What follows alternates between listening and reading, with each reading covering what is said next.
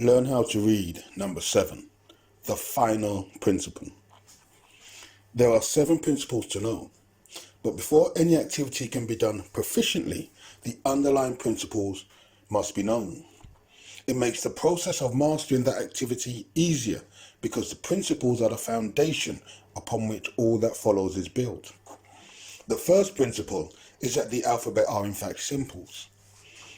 The second is that the spoken language is sound. Sound is the expression or the communication of something. The third is that sound should be harmonious and have consistency. The fourth is that the spell of words is disconnected from how the symbols are supposed to sound. The fifth principle is that the vowels have no set of principles to follow. And the sixth is that when you identify a problem, you find a solution. The seventh and final principle is that to be good at anything, one must practice, because proficiency leads to efficiency. African wisdom says, no one is born with mastery, yet one has the capacity if he practices daily. Practice is the only key to mastery and proficiency, because practice makes perfect. So to learn the sound of the symbols, practice it. To get the right rhythm, practice it. If you encounter a problem, fix it. But you must see the problem before you can look for the solution. Because without acknowledging the problem, you cannot find any solution. When you see a problem, acknowledge it and then rectify it, correct it. If the spell is erratic, it's unpredictable and unruly, then impose your own rules so that you can bring consistency and harmony into the process. And you must know that the mind is infinite in its capacity to learn or to relearn. The mind can be reprogrammed at any time to learn something new. This is the flexibility and dexterity of the mind. And just like a supercomputer, you can rewrite or overwrite a program if there is a coding error. You can install a new code to remove any bugs in the program. And the English language program is full of bugs, but they can be ironed out or minimized to make reading less onerous. But let me just reinforce the point on the dexterity of the mind, and that people are never too old to learn or relearn.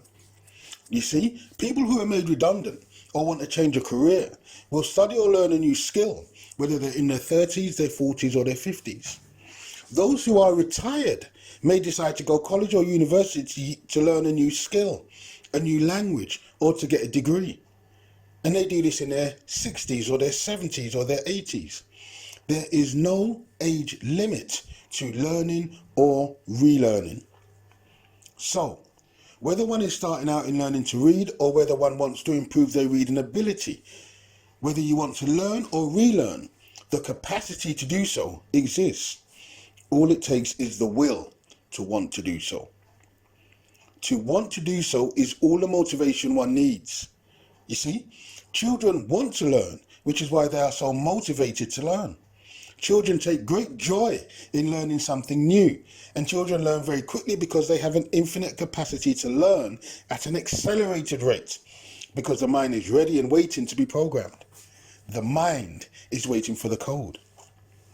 And it's for this reason a child can become a prodigy by the age of 5 or 6 if they are focused on one discipline, be it music or maths, etc. And it's also for this reason a child of parents who speak 2 languages will learn both languages by the age of 6, and the child will be fluent in both because the mind will process and have 2 programs for the 2 distinct languages the child knows.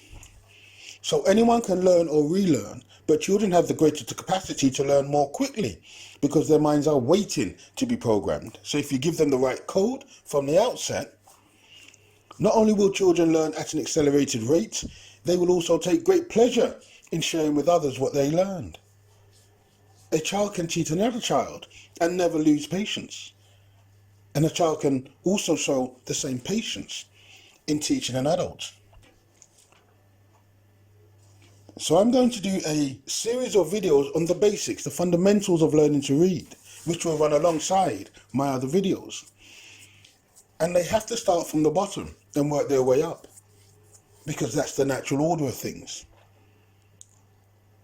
And I have to do it because even now, in the 21st century, there are adults who were never taught to read. A lot of our elders cannot read. And I like to imagine how empowered people may feel when they finally learn to read. Because when one can read, it is harder for them to be deceived. Thank you for watching. Please share and subscribe. More videos coming soon.